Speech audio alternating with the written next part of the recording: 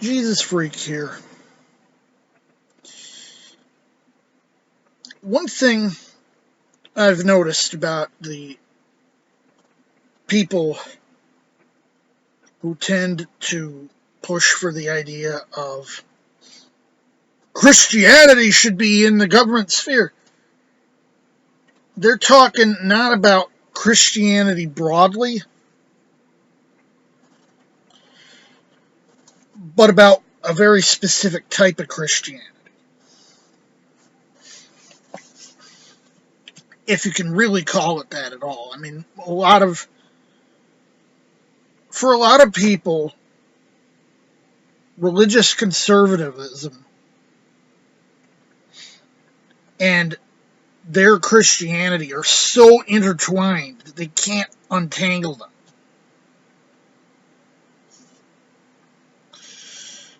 And in a lot of cases, it's like, well, we want to bring the kingdom of God to earth.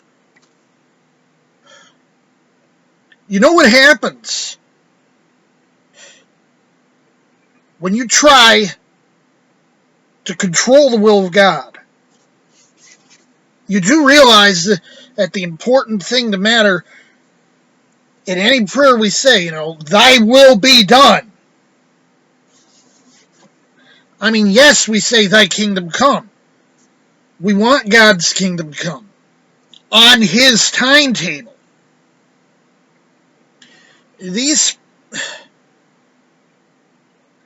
think a lot of people don't realize that a lot of people that are pushing this whole, pretty much forces kingdom to come. These people are deep into the New Thought, little gods kind of stuff. God isn't their Lord and Master. God is a genie that they keep in a bottle.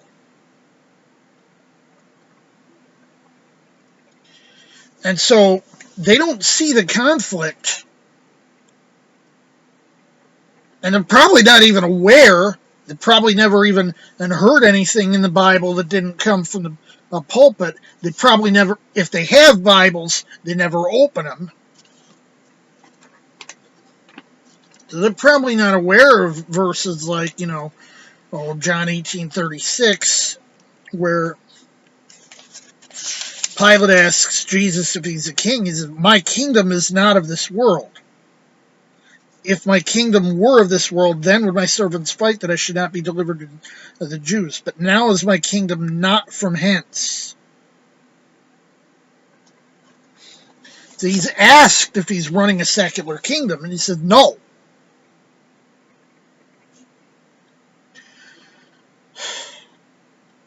And the thing he's generally been like, look around.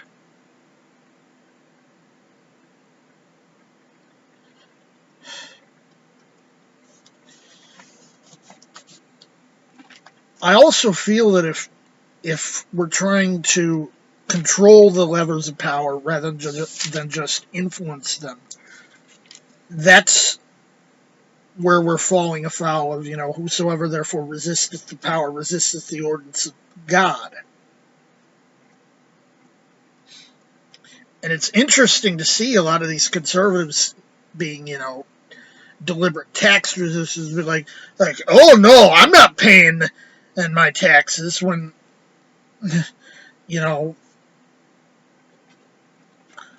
Romans 13:7 literally tells you to do that.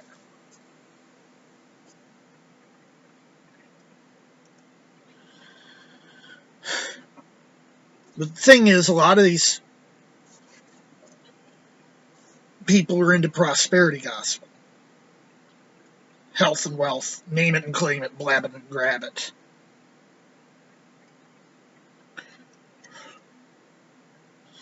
And what does Paul say about people who turn the gospel on their head? No, really, what does he say about them?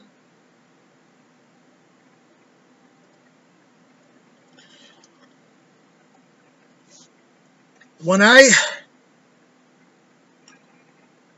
vote in elections.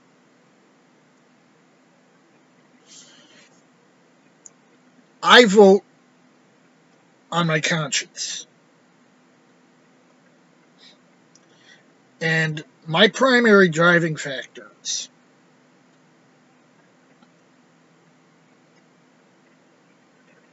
are what do I think will benefit the greater good.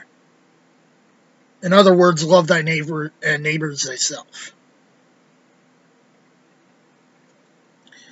And if that doesn't solve the problem, then I vote my self-interest because, I can't do much dead.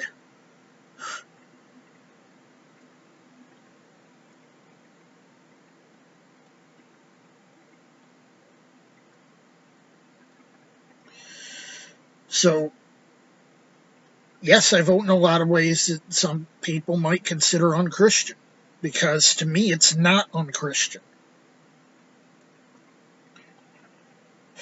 I've said before,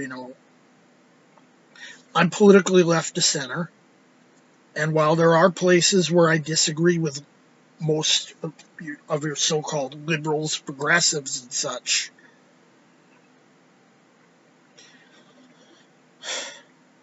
I'm not a conservative either.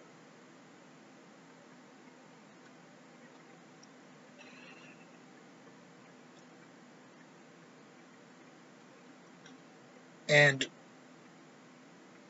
my main conception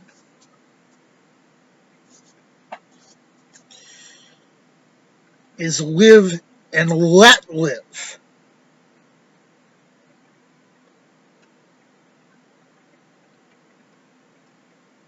It's not live and let live if you leave someone to die. It's not live and let live if you drive someone to self-delete because you don't like the way they are.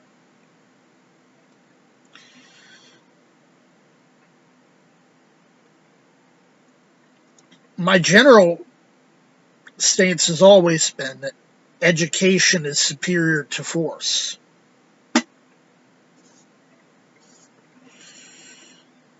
I'm like, look, if a person wants to mess with themselves in this way or that's their prerogative. I mean, we can tell them it's not a good idea, but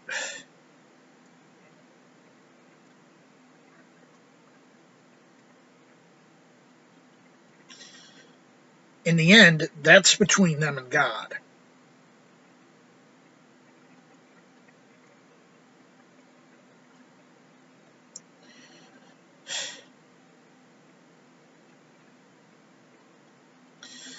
This is why I tend to stand for things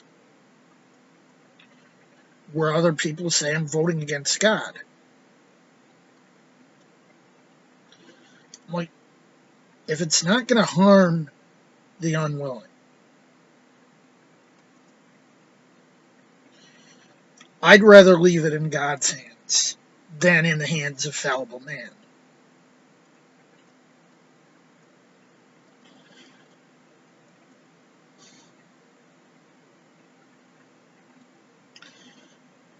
Do I support things that some people consider against? Absolutely. I've told people that I usually consider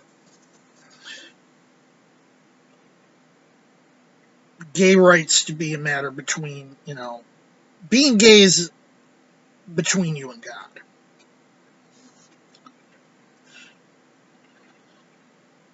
And I'll say, you shouldn't. But I'm not the one who's going to judge you.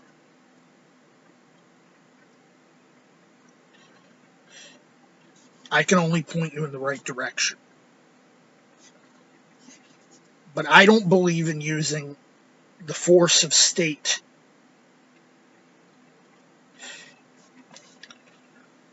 Christians are supposed to be a faith of faith. That is to say, we're about believing, not about, domination. And in fact, Jesus has made it clear, it was like your tyrants or leaders, your world governments, they lord it over people, but that's not how you're supposed to be.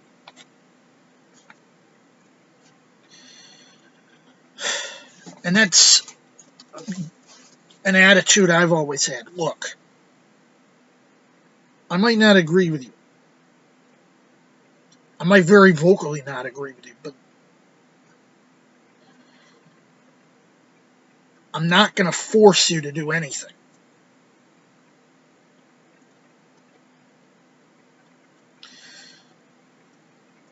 Using the government as a stick to try to, conversion by sword, that's counter-effective. You're going to lose people. You're not going to win souls that way. You're going to lose a whole generation.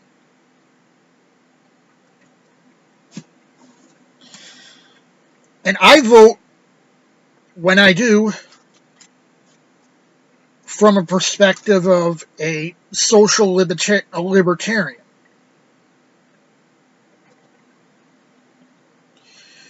Does that mean I vote for rights that some people might disagree with? Yes.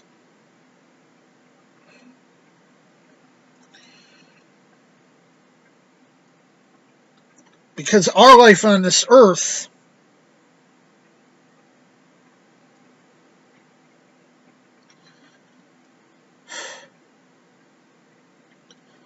this earth is earth. This is our proving ground.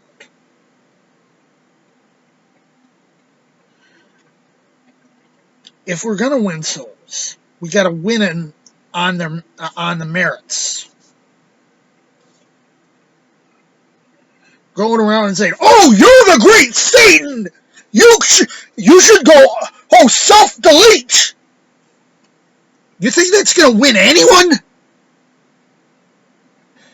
That's just vice signaling.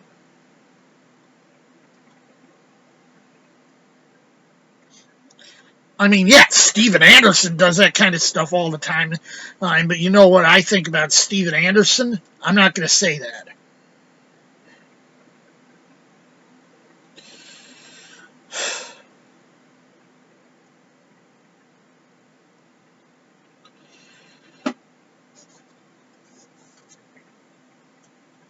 I've said what I think about the importance or unimportance of the law of Moses. And I've said what I think, even if it is a little bit mealy-mouthed, about the issue of homosexuality. Basically, I've said this consistently elsewhere, too. I'm like, look, I don't agree with it, but I'm not in a position to say anything or do anything about it. And honestly, what you do with your body is between you and God. And when it comes to gender things in general, I'm like, well, what you do with your body is between you and God. Just the fact that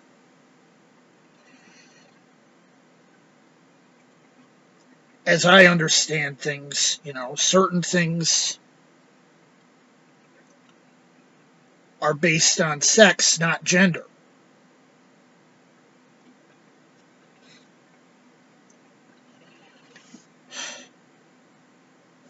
So trying to, come up with some sort of gender presentation thing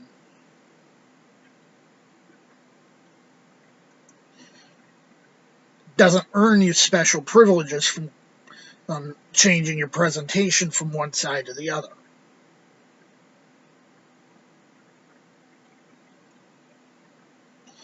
And that's basically the attitude I've had about that. Deuteronomy, don't give me Deuteronomy. Like I said, if you can tie something to the New Testament, if you can tie something in the Old Testament to the New Testament, I might listen to you. But if you literally only have a single verse in Deuteronomy to point to, then I don't really care, because I don't think it's relevant according to how I read the Epistle of the Galatians and certain other verses in the New Testament.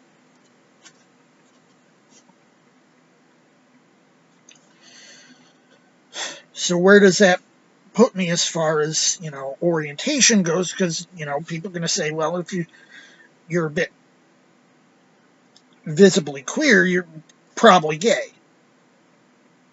And as it so happens, I'm not really interested in men or women.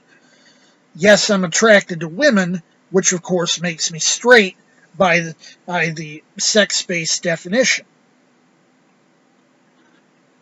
But I've said this before too. I'm going to die with my V card. So honestly, it doesn't really matter.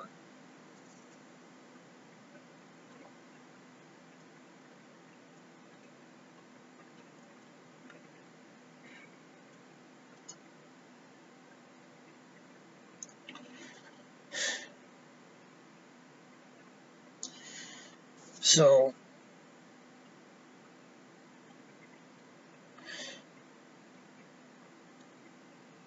I'll just say, I'm going to be who I am.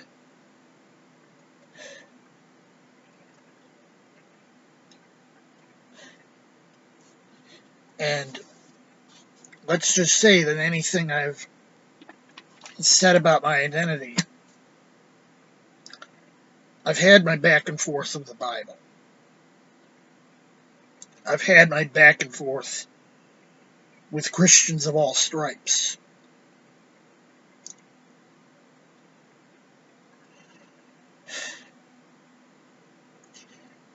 If I feel I need to tone things down for a certain community, yes, sometimes I do that.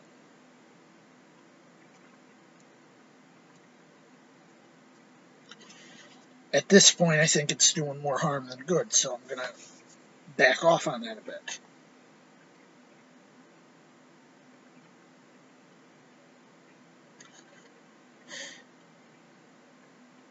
But I'm still not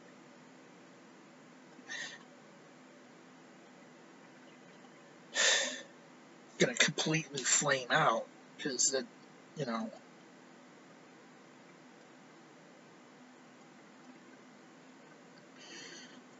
I mean, honestly, all I have to lose on YouTube is my viewership.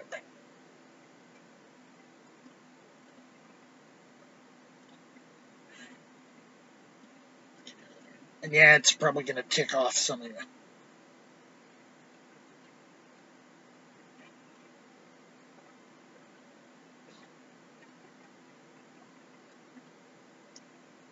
When it comes to politics,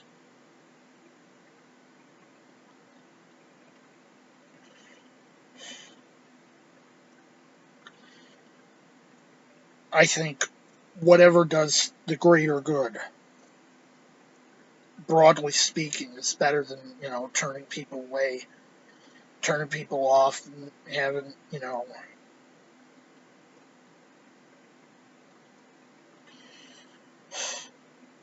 hate disguised as love is still hate.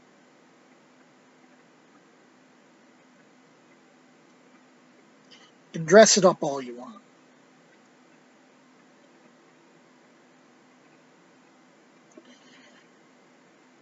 Most people can spot a fake a mile away. Oh, I'm just telling you in love. You don't believe that for a second.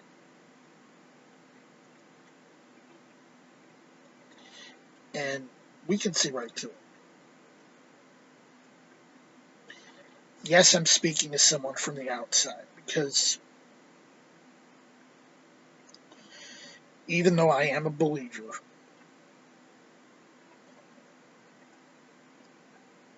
sometimes I have to speak from the outside. Jesus, freak out.